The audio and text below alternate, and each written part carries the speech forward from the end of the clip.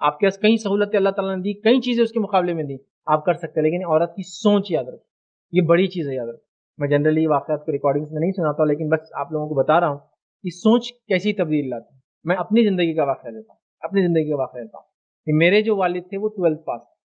جب ان کا نکاح میری والدہ سے، تو میری والدہ کی خواہش تھی کہ وہ گریجویشن کریں۔ دیکھیے عورت کی سوچ ہوتی ہے، وہ خاندانوں کو بدل سکتی ہے۔ تو میرے والد نے گریجویشن،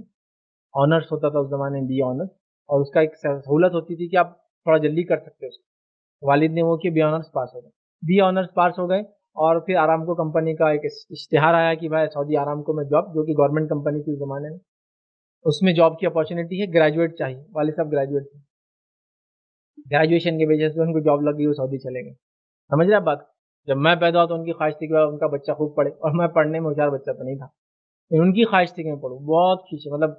ٹریلر ہوتا ہے نا، ٹرک کے پیچھے کی ٹرک کھینچ کے جہاں چاہے لے جاتا، اس کی خود کی سمجھ نہیں، وہ پوری زندگی میرے پیچھے رہی، 12ویں تک مجھے صرف کھینچتے رہے، ارے ایسا کرو، ارے یہ پڑھو، میں تو 10ویں بھی پڑھنا نہیں چاہ رہا تھا، نہیں تم کو یہ پڑھنا پڑے گا، یہ کرو، تم 12ویں تو پڑھ تو لو، یہ کر لو۔ جب 12ویں پڑھنے پڑھتے انسان کو سمجھ آ جاتی ہے، جب تک شعور آ گیا، سمجھ آ گئی، اور بعد میں حالات تبدیل ہو گئے۔ 10ویں کو تو ہمارا یہ حال تھا کہ وہ بول رہے تھے بیٹا تم کتنے سبجیکٹ میں پاس نہیں ہو پائیں گے یہ بتاؤ، لیکن والد نے بھی کوشش کی، والدہ نے بھی کوشش کی کہ راتوں میں پڑھو، دن میں پڑھو، یہ کرو، ایسی محنت کرو، کیونکہ وہ بہت کلوز تھے ہم لوگوں سے، تو انہوں نے کوشش کی، انہوں نے ہم کو 12 کرایا۔ 12 کیا تھا، ہم بولے اب نہیں پڑھتے، اب بہت ہو گیا، وہ پہلے سے پڑھائی سے مطلب تھا، بزنس کریں گے، بزنس بھی شروع کر دیا تھا۔ پھر انہوں نے کہا گریجویشن کر لو، 3 سال کا تھا، 3 ایئر گریجویٹ، گریجویشن ہو گیا، پوسٹ گریجویشن کر لو، 3 سال کا MCA سیلف کر لیتا ہے، بزنس شروع کر دیا تھا میں نے، بزنس بھی چل رہا ہے، 3 سال کا پوسٹ گریجویشن ہو گئے، تو ابھی بولے عالم نہیں ہے تم، عالم کا بڑا مسئلہ رہا تھا اس زمانے، کچھ کر لو، تو میں نے پھر جامعہ دینیہ اردو سے جو ہے فضیلت کر لی، فضیلت ہو گئی تو بولے لا وغیرہ میں کوئی ڈگری کر لو تو اچھا ہوگا، تو میں نے پھر BGL کیا، BGL کرنے کے بعد بولے پوری ڈگری نہیں ہے آپ پورے لا میں پکے کر، تو میں نے پھر LLB کیا، LLB میں نے شاید 2007 یا 9 میں پاس ہوا، ٹھیک، 2006 میں فضیلت ہوا، 2009 میں اس کے بعد بولے ابھی تو یہ ہوا لیکن اسلامک میں کچھ بھی نہیں کیا، تو میں پھر اسلامک اسٹڈیز میں ایڈمیشن لیا، MA، اور پھر میں نے اسلامک اسٹڈیز میں MA وہ کیا، اور کئی ڈگری ابھی بھی ان کا وہ ہے کہ میں ڈاکٹریٹ کر لیتا، میری بہنوں کا وہی حال ہے، سب کو پڑھانا۔ تو اگر ایک عورت کی سوچ جو خود وہ پڑھے لکھے نہیں تھے، 9th پاس تھے ہارڈلی، اگر یہ تبدیلی لا سکتی ہے اس کے بچوں میں، تو آپ جو میری بات کو سن رہے ہیں پتہ نہیں کتنے پیسے میں مالدار ہوں گے، اور کتنے زیادہ ان سے پڑھے لکھے ہوں گے، کتنی زیادہ سہولتوں سے ہوں گے، چونکہ وہ ہمارے نانا وغیرہ تو بہت غریب انسان، بہت غریب انسان، سمجھ رہے بات؟ تو آپ کیا تبدیلی نہیں لا سکتے، اس لیے میں کہہ رہا ہوں ایک عورت کی سوچ دنیا میں چینج لا سکتی ہے، میں نے اس لیے کہا،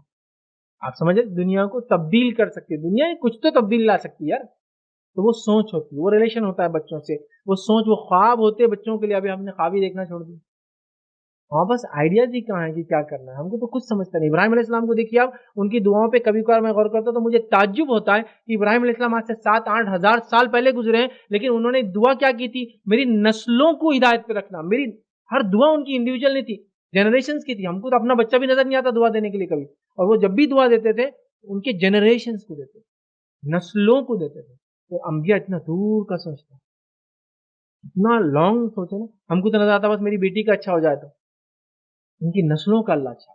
ان کی نسلوں کو توحید پر قائم رکھے، ان کی نسلیں جو ہے بھوک مری سے بچی رہے، ان کی نسلوں کو بیماری ہوتی، ایسی دعائیں تھیں، اس کو بولتے خواب، اس کو بولتے سوچ۔ دیکھیے سوچنا ہمارا کام ہے، برکت دینا، چیز ہونا نہیں ہونا وہ اللہ کا، جو اللہ کا کام ہے اللہ کرے، جو ہمارا کام ہے ہم کریں، ہم خامخواہ اللہ کی جگہ لینے کی کوشش نہیں کرنا، نعوذ باللہ، اللہ کا کام ہے اسے برکت دینا، کوشش تو کریں، آئیڈیاز، ہمارے پاس تو آئیڈیاز بھی نہیں ہے بھائی۔ جب عورتیں سوچنا شروع کر دیں گی نا، جب ان کے خواب ہوں گے اپنی نسلوں کے بارے میں، تو وہ نسلیں پھر آپ کو دکھائی دیں گی، جو نسلوں نے بڑے کارنامے دنیا میں انجام دیے۔